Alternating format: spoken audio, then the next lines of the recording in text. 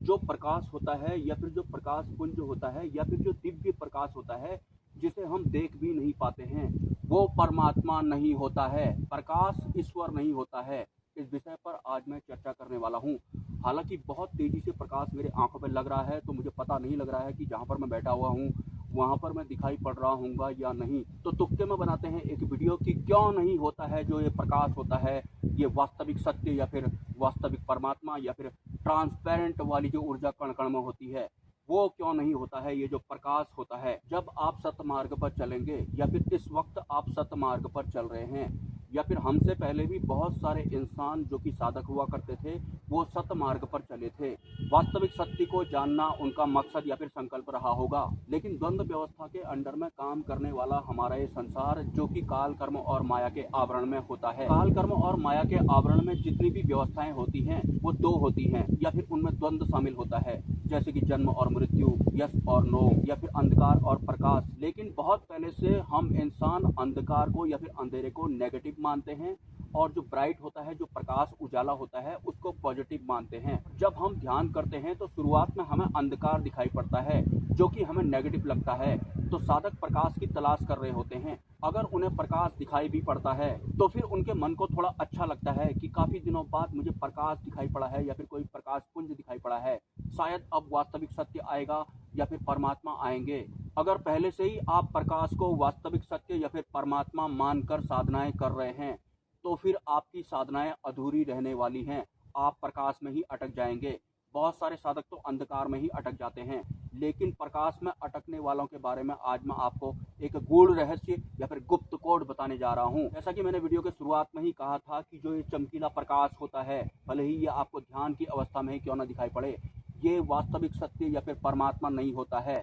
ये अंधकार का एक द्वंद्व होता है, लेकिन फिर भी आप इसे पॉजिटिव वे में ले सकते हैं। लेकिन जो भी लोग आज तक प्रकाश को ईश्वर या फिर परमात्मा मानकर साधनाएं कर रहे थे, जैसे ही उन्हें चमकीला प्रकाश दिखाई पड़ता है, वो वहीं पर ठहर गए थे। उससे आगे को उन्हें लगता था कि अब कुछ घटित नहीं होने वाला है। पहले ही वो इन धारणाओं के साथ या फिर मान्यताओं के साथ साधना में आए थे।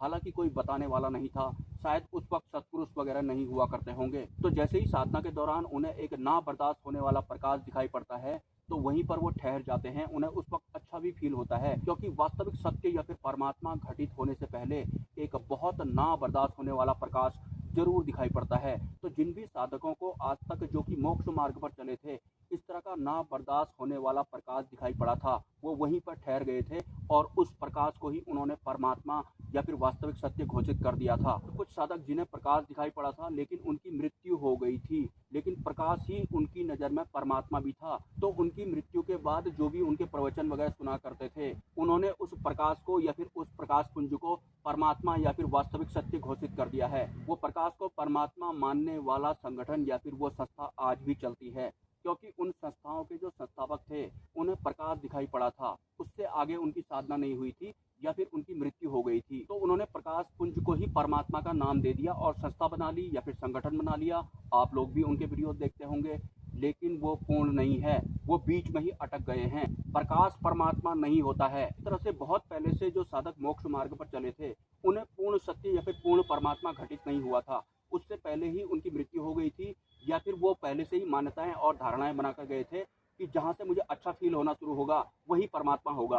तो उनकी भी मृत्यु हो गई और उनको सुनने वालों ने या फिर उनके सानिध्य वालों ने कुछ किताबें भी लिख दी और उनकी नज़र में वही परमात्मा हो गया। किसी की नज़र में प्रकाश पुंज परमात्मा हो गया, किसी की नज़र में ना दिखाई देने वाला अच्छा जहाँ पर लगता है वो परमात्मा हो गया। वो भी परमात्मा नहीं है। इस बार आपको चूकना नहीं है, चूकेंगे भी नहीं आप, क्योंकि परिवर्तन का दौर वैसे ही चल रहा है। वास्तविक सत्य की बात जहाँ पर आती है, ध्यान अगर आप करते हैं, प्रकाश पुंज अगर आपको दिखाई पड़ता है, ना बर्दाश्त होने वाला प्रकाश अगर आपको दिखाई पड़ रहा है, तो उस ना बर्दाश्त होने वाले प्रकाश के पार ही वास्तविक सत्ता, वास्तविक सत्य या फिर ट्रांसपेरेंट जो सुप्रीम एनर्जी है, उसकी सत्ता की शुरुआत होती है।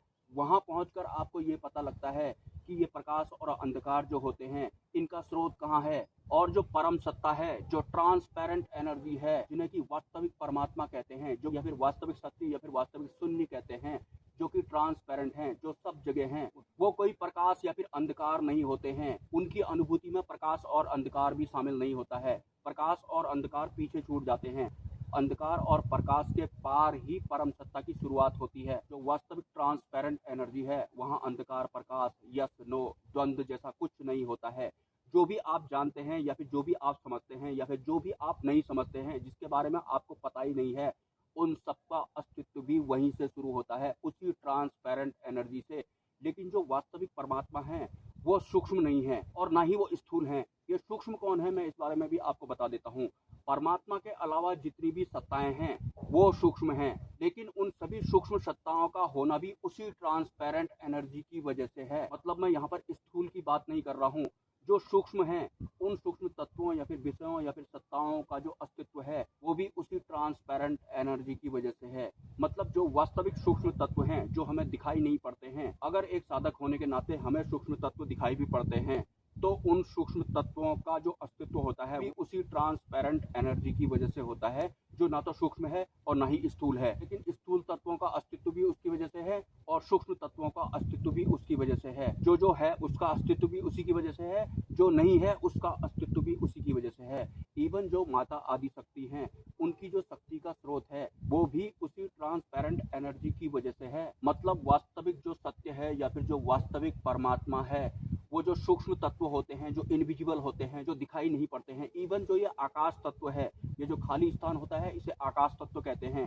इसका जो अस्तित्व है, वो भी ट्रांसपेरेंट एनर्जी की वजह से है। मतलब वैसे तो ये हमें यहाँ पर कुछ दिखाई नहीं पड़ रहा है, लेकिन ये जो कुछ नहीं दिखाई पड़ रहा है, इसका जो अस्तित्व है, वो भी उसी ट्रांसपेरेंट एनर्जी की वजह से है। अग्नि, जल, वायु, आकाश, ये जितने भी पंच तत्व हैं, इन सबका अस्तित्व भी ट्रांसपेरेंट एनर्जी की वजह से है। ये जो हवा है, जो हमें महसूस होती है, ठंड या फिर गर्म लगाती है, या फिर इसके अंदर जाने की वजह से हमें ऐसा लगता है कि इस हवा की वजह से, सांस लेने की वजह से हम जिंदा हैं, इस हवा का जो अस्तित्व है, वो भी उसी ट्रांसपेरेंट एनर्जी की वजह से है। मतलब कण कण वाली वास्तविक सत्ता या फिर ट्रांसपेरेंट एनर्जी अगर नहीं होगी, तो इस हवा का भी कोई अस्तित्व नहीं रह जाता है। मतलब जिस हवा को प्राण वायु कहा जाता है, सिर्फ और सिर्फ उस वास्तविक सत्य या फिर ट्रांसपेरेंट जो एनर्जी है, उसकी वजह से ये प्राणवायु कहलाती है। इस हवा में कोई प्राण नहीं होता है। इन सभी का जो अस्तित्व होता है, उसी ट्रांसपेरेंट एनर्जी की वजह से होता है, भले ही वो सूक्ष्म तत्व हो या फिर वो स्थूल तत्व ही क्यों ना हो। ये माया के अधीन रहने वाली बुद्धि या फिर माया के अधीन रहने वाले मन से आप जरा जोर लगाएं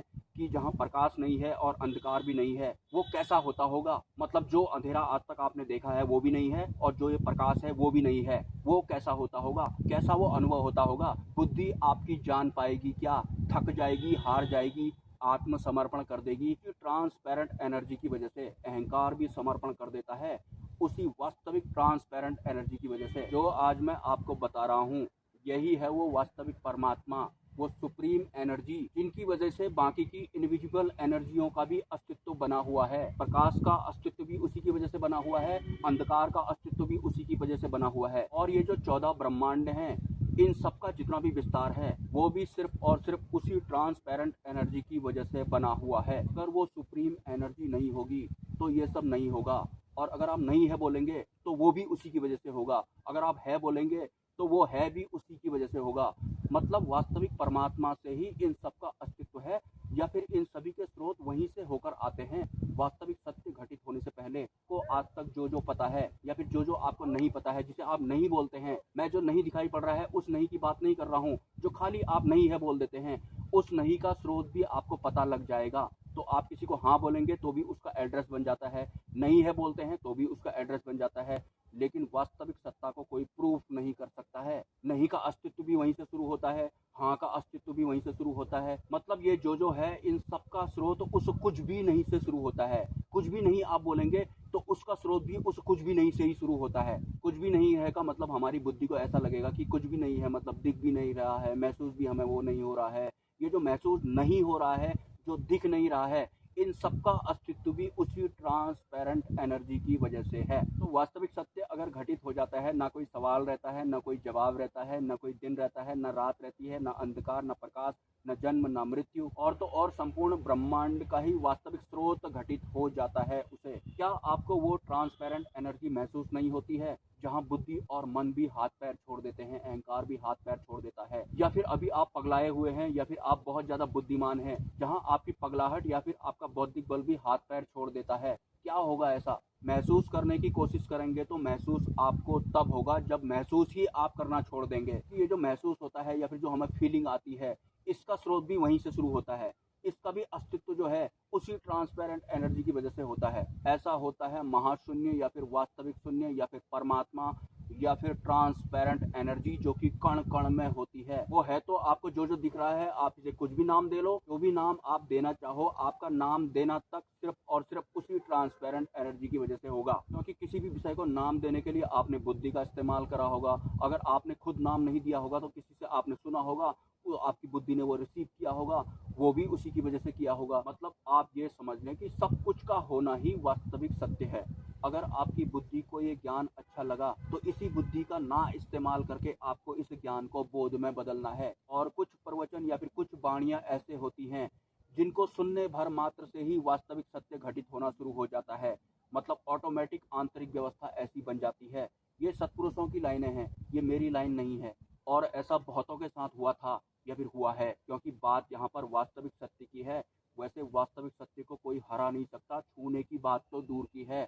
और वास्तविक सत्य पर जो साधक चल रहा होगा, एक कदम अगर वो पीछे उठाकर इन लोगों को अगर अपना घमंड दिखाना चाहे, और दिखाएगा भी क्यों नहीं, एक कदम पीछे हटाकर अगर वो घमंड दिखाना चाहे इन सांसारिक लोगों को, या फिर जितने भी लोग इस दुनिया में है, अगर वो उन्हें अपना घमंड दिखाना चाहे एक कदम पीछे करके, तो फिर हो सकता है उस सतमार्गी के घमंड से प्रेरित होकर कोई तो वास्तविक सत्य की राह पर चलेगा, कोई तो अपनी बुद्धि का इस्तेमाल करेगा।